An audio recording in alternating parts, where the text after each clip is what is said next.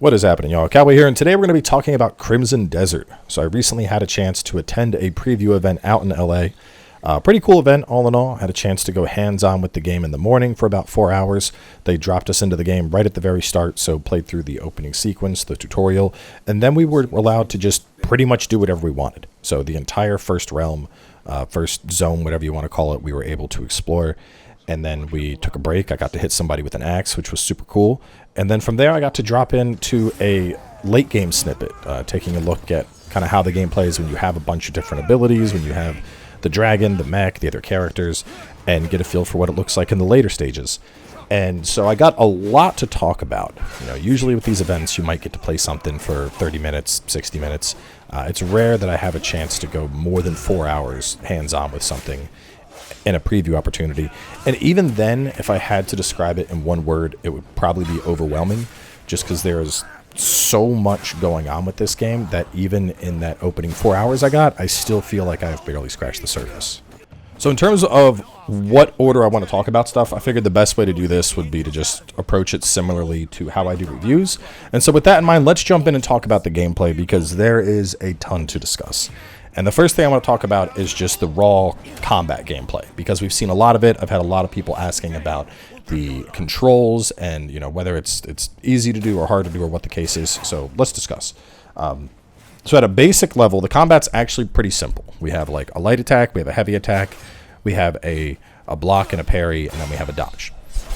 But I can hold down the heavy attack to like empower it, and that's going to pull from a magic resource. I can hit light and heavy together, which will also do like a special of sorts. There's a bunch of other abilities, though, outside of just the basics there that you can unlock. So like hitting A and X, for example, I'm able to clothesline an enemy if I'm sprinting at them. Or if I came up from behind, it did a freaking RKO. I'd jump up, grab them by their head, and shoulder drop them onto the ground. If I was hitting Y and B, I was picking up enemies and throwing them. And not just like a little hip toss. We're talking like throwing them through windows, throwing them through fences, like exaggerated anime throws, just shucking people. On top of that, there's a bunch of skills that I saw in the trailer that I couldn't even figure out how to execute. Like, I know we have this force push type mechanic, and I saw characters in one of the preview things that we were watching. He like did a triple force push up into the air and then a flying meteor kick down to the ground. It staggered a bunch of enemies, and it's absolutely insane. So at a basic level, the combat is simple, and I feel like by the time I was done playing, I was grasping that. Like, I was able to hit my parries, I was able to hit my heavy attacks, my charge attacks, bait enemies into certain things. In the secondary play session, I did manage to just kind of abuse the boss using those charge attacks, which was pretty funny because everyone else was refighting it, and I was like, oh, if I just use my light and heavy charge attack and swap to different elements, this guy gets cooked in like a couple charged heavy swings. So some minor balance concerns there, but we'll talk more about that at a later section of the video. But basically, like, the combat just has an insane level of freedom, and it's especially when you're first starting out, it's going to feel very overwhelming as you like open up the skill trees and see all of these different options. But there's so much going on, whether you're focused on weapon play or you're focused on your elements or you're focused on like your grapples and your martial arts, that people are just going to have a riot playing this game. Like I said, I feel like even with the 4 hours I played, I feel like by the time I was done, I had a grasp of the combat basics, and there was still tons of stuff that I wasn't even sure how to execute. Now, in terms of button inputs for all this, I do think in combat, button inputs were fine. Outside of combat, I was constantly running into some button confusion on the controller. So to talk about that a little bit, one of the big things that I constantly was struggling with was like left stick was crouch, and I kept hitting left stick to sprint. And so I'd get ready to sprint and instead crouch. As far as I could see, there was no way to rebind the controller scheme. So that's obviously something that raises some concerns, but it might have been because we were in a demo, like, a slice of the game. The sprint's a little weird. It was like you held A to start sprinting, and then you would tap it to go from like a jog to a sprint, and then that would drain stamina faster. So just trying to get a feel for that, and then like also jumping and whatnot. Definitely was running into button confusion with the general controls. And then on top of that, there was environmental manipulation type things I could do. So we got something that was very similar to what we had in Breath of the Wild. And you got this as you progressed into the Abyss, which we'll talk more about that in the next section of the video. But I had the ability to grab objects and like freely manipulate them, push, pull, move all over. I had like a force push that I could do, and I could also jump and use that as a rappel. And then I got the glide, but the glide was also along the same lines as the double jump. So like if I was on a flat platform, I would double jump. If I was jumping off a cliff, instead of getting a double jump, I transition into a glide. And so there were a lot of different inputs and controls that were, I want to say, overlapping, or what you would do would change depending on the situation you were in.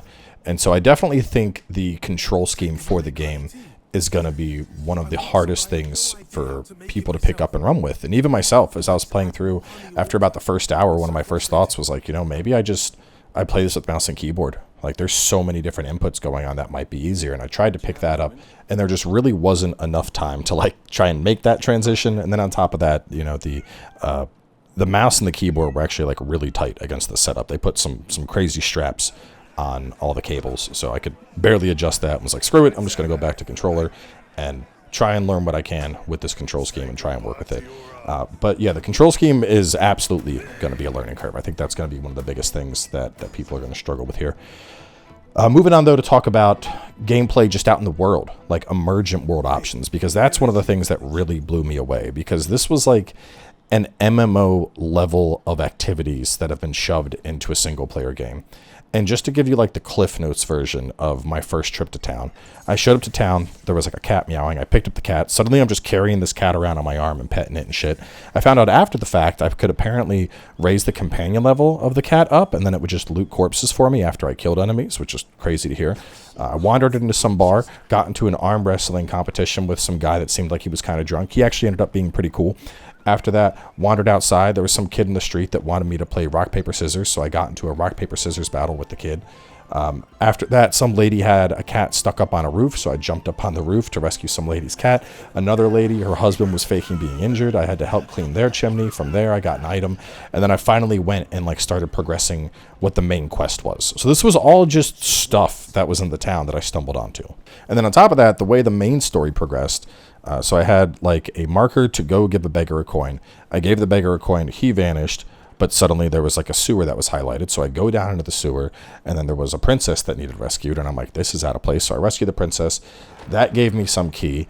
From there, made my way up towards one of the castles, had to change the clothing I was wearing to get into the castle so that they recognized that I was like, not some hobo mercenary, and I was somebody that belonged to part of the town. Found a secret door. That went into the Abyss realm, and that's what suddenly opened up all of the manipulation type stuff, like the object movement and the force push and all that. And then eventually progressed through this crazy puzzle in this Abyss area, which then gave me the ability to glide. So just like, dude, it was like a roller coaster of stuff. And another thing, the puzzles in this game, I think that's one thing I really want to take a moment to talk about, because the puzzles in this game, I think, are going to be one of the most divisive things, because as much as people love to complain about yellow paint, like, oh, there's yellow paint, this game thinks I'm dumb. Bro, this game gives you nothing. Like, we came up on a puzzle, there's like a hologram of like a guy doing a thing. And you're like, okay, so I got to do something over there. And that's it. Everything else, you just got to figure out. And honestly, I think the only reason that most of the people in that room got through the puzzles is because everyone was talking. Everyone was like, did you do this? What did you do over there? I did this. Like, people were bouncing ideas off each other back and forth. There is a lot of puzzles in this game. There was like a whole very intricate puzzle section in the late game portion that I played. There was a pretty intricate puzzle section in the early game portion that I played. And like, you're not getting handheld at all. You don't have Aloy being like, maybe I can climb up there, or Mimir on your hip being like, oi, Kratos, why don't we do, like, you got nothing, bro. You were just stuck with your brain and your thoughts, and your brain telling you you're too dumb to figure this out. Like, it is crazy how just non-existent the backseating is compared to, I feel, how in your face it typically is with modern games. So get ready for that. But yeah, I mean, just the amount of gameplay elements going on, and then the puzzle elements and the combat elements, and there's a ton of stuff we didn't even touch on. I mean, towards the end of the play session, some dude was crying that his cows got stolen, and he had a goat next to him, and I was like, screw it, what happens if I take your goat? So I took his goat, and then it was like a GTA style thing where like there's a red zone, and I had to run out of that zone. So I run out of the zone, I got the guy's goat, and then I'm just standing there with this fucking goat in my arms, and I'm like, what do I do with this goat? And then afterwards, I was asking him, and they were like, oh, well, you can get to like where you're going to have a farm, and there's a whole animal husbandry system, so you can raise animals and butcher them and sell them, and then bring goods into the camp. And I'm like, bro, there's just so much going on in this game. I feel like I need a college level course just to understand what the fuck is happening.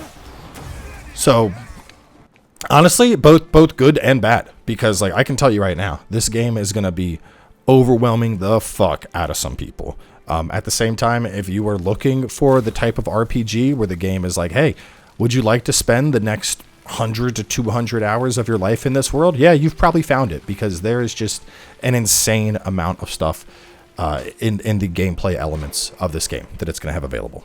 So yeah, moving on from there, talking about the world design a little bit. World design was definitely more on the grounded side. Obviously, we have pretty standard medieval type world going on. We have the various bases that we were able to take over. I got to briefly go into the Abyss area and do some of the puzzles there.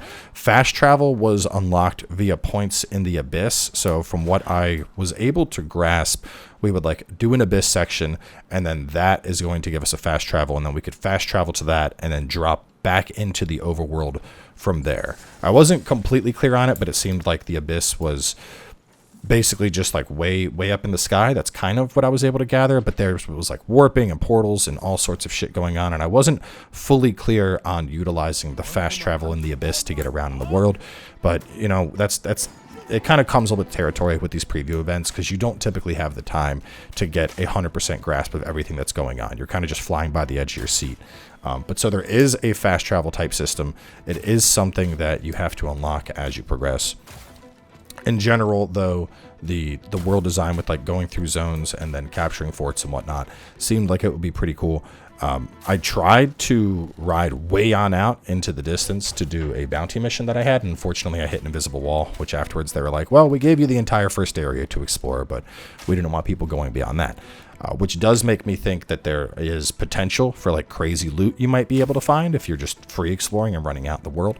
Because I did ask about difficulty, and they said that in general the difficulty will scale as you progress through the game, and it tends to be static. So like if you were at the end of the game and you were super god mode with all of your legendary gear, or however it ends up being paced out in this, and you went back to the starter zone, you're going to be sneezing and killing enemies, because very similar to kind of how zoning works in an MMO. Like the enemies at the start are still going to be the baby enemies, whereas the enemies in the late game zones, those are going to be your larger, your stronger, your more challenging opponents. The game does not have dynamic scaling where everything in the world is perpetually scaled to what you are. Story elements, I'm not going to really touch on story at all, since that goes more into spoiler territory. The story in general, though, we have like a revenge story set up here with our main character and how he gets ambushed at the start and whatnot, and then he kind of sets off on his journey to try and find his comrades and try and rebuild what was lost. So I think it's a story that people are going to be able to latch onto. There was some pretty interesting little conversations I got to have as I played, but especially because we like just barely touched on the Abyss storyline, and it seems like there is a big overarching Destiny chosen one type theme that might be going on, but I didn't really have the time to lean into that. And to be completely honest, typically when I'm presented with stuff like that in preview events, I'm skipping dialogue as fast as possible, because I know I don't have the time to process it then, and I don't want to. I'd rather save that for the Let's Play experience. So the bits and pieces that I got of the story, it seemed like the story could be pretty cool, but I purposefully was pushing to skip past story elements as to not spoil myself. So moving on and talking a little bit about the graphics and the performance. I think it's no surprise the graphics for this game are just absolutely insane. I think probably one of the biggest things that stood out to me, though, was in the night sections. The way lighting works in this game is pretty insane. Like, the lantern is your best friend. Shadows are cast super far. You're not seeing far in the dark. Like, to the point where I'm like, I almost hope there's, like, some upgrades, because there was a section where I was wandering out at night, and, like, I could barely tell where I was going. I was just like, bro, I'm stumbling through the dark. I'm lost. I don't know what to do. In terms of performance, we were playing on some AMD setups. I'm not sure exactly what card, but the game was running smooth like butter. They had it running in ultra wide. I had a lot of people ask that. I did ask about console performance, since all the footage, including my own, up till now has been PC. And the answer I got from them was actually pretty respectable. They said that regardless of what we say, people probably won't believe us. So instead, we are sending the game to Digital Foundry, and they'll have a full analysis of performance across all the platforms at launch. So if you're curious about performance, definitely keep your eye out for that.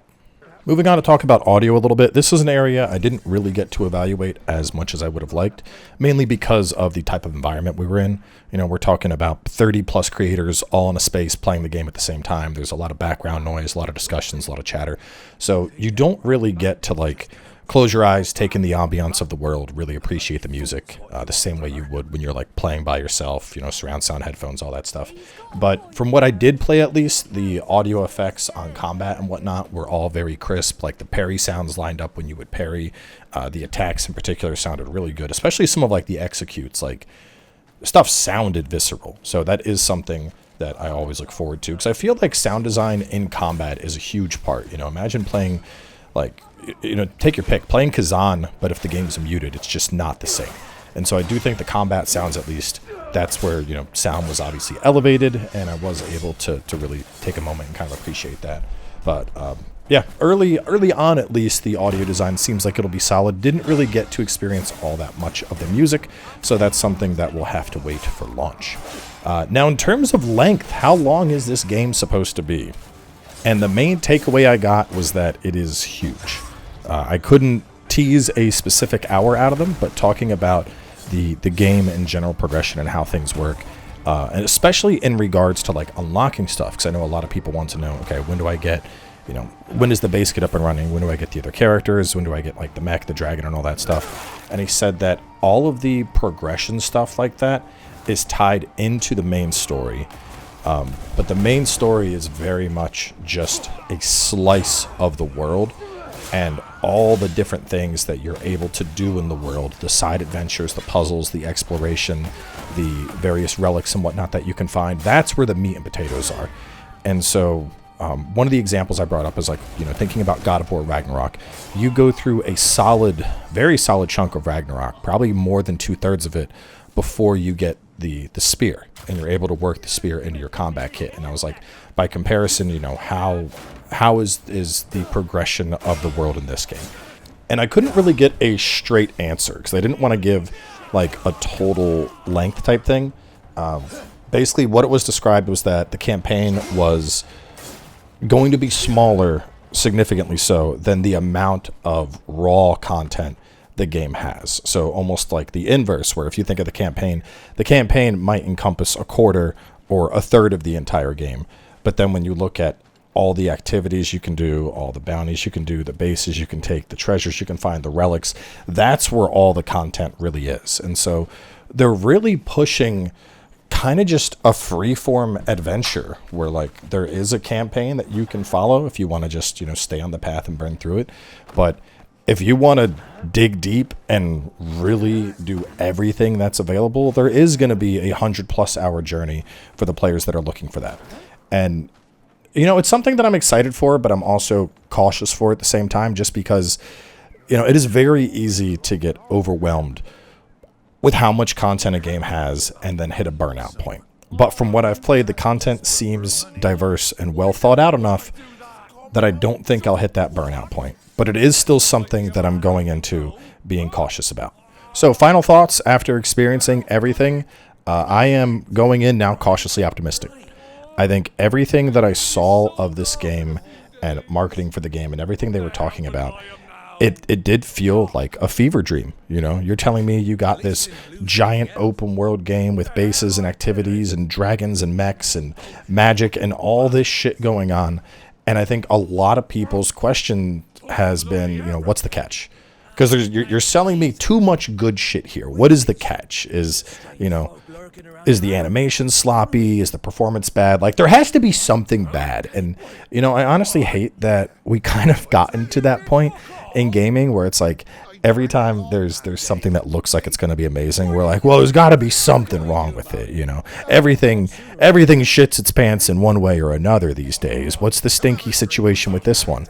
And at least based on what I played, there wasn't any one thing that stood out as like, oh, this is it. This is the problem. I do think the puzzles are going to be very divisive for a lot of people. I think people love to go on the internet and complain like, oh, there's yellow paint. I could have solved this without the yellow paint. And now that they're about to get a game that doesn't have yellow paint, I think a lot of people are about to get a really rude wake up that they are way fucking dumber than they thought when it comes to figuring out how to do stuff in games. And so I definitely think that's going to be a point of contention. I'm calling it now. When reviews come out, I would 100% bet that the number one complaint is going to be like dumb puzzles too hard. Controls also, I think that's going to be another big point in the discussion. I'm still undecided if I want to play mouse and keyboard or controller, but the learning curve for the controls is definitely there. I think that is, if I had to pick one thing that stood out, the control scheme, just because there's so much going on, and there's overlapping commands that have differing usages based on the state of the character and the world. And I mean, button confusion is definitely a thing. I think it's something that people will be able to work past pretty quickly. But those would be the two things, honestly. I think people are going to get overwhelmed by puzzles, and I think button confusion with the controls. But I mean, at least where we're at now, I'm excited for it. You know, it's been, I mean, the last big open world adventure like this that I got was probably Dragon's Dogma 2. Before that was Elden Ring. Before that was probably The Witcher. And, you know, we don't get these like giant open world games that you can really like dig into the combat and activities and whatnot in the world. And I know a lot of people have been saying, you know, like this looks like what I wanted Dragon's Dogma 2 to be. And at least based on what I've played, I'm starting to agree with that a little bit. Obviously, we don't have the pawn system here, and we're not like climbing on monsters and stabbing limbs. That's one of the biggest things I liked about Dragon's Dogma. But just the level of like emergent gameplay that we saw them experimenting with in Dragon's Dogma, with like environment destruction and being able to use elements of the environment to influence encounters. I got to see a lot of that as we were playing this, like trees that would break and you were using magic to lift up the tree and swing that shit around. Areas where you could light it on fire and then that area is on fire and it's something that you and the enemies have to contend with. You know, something like that is a level of immersion that we don't usually see all that often in large open world RPGs. Or when we do see it, it's very scripted and very limited in its execution. Whereas here it seems a lot more freeform and kind of like it's just integrated into the world. So I'm going in cautiously optimistic. At this point, it feels like they have had a chance to cook. He said they were working on it, I think it was like 7 years, and this seems like it was a true 7 years of dev time, not a like 4 years in paralysis and then 2 years throwing together the initial product, and then, you know, 1 year trying to get it out the door for delivery. This feels like it's been 7 years of, yeah, this is the vision and we're going to fucking cook. So, you know, fingers crossed the final product is as dope as what I got a chance to play. They did already announce that reviews will be out on the 18th of March, so exactly 24 hours before the PC launch.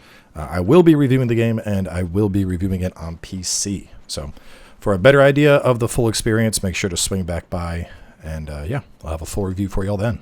But yeah, I mean, either way, after playing, I'm looking forward to this one now. I'm officially a believer, and I'm going to choose to believe that this game is going to be a banger when it comes out. So that one's going to wrap things up for me.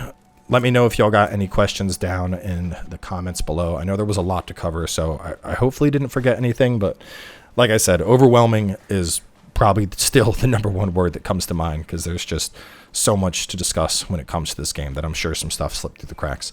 But regardless, we're going to close this one out here, and I will catch y'all next time.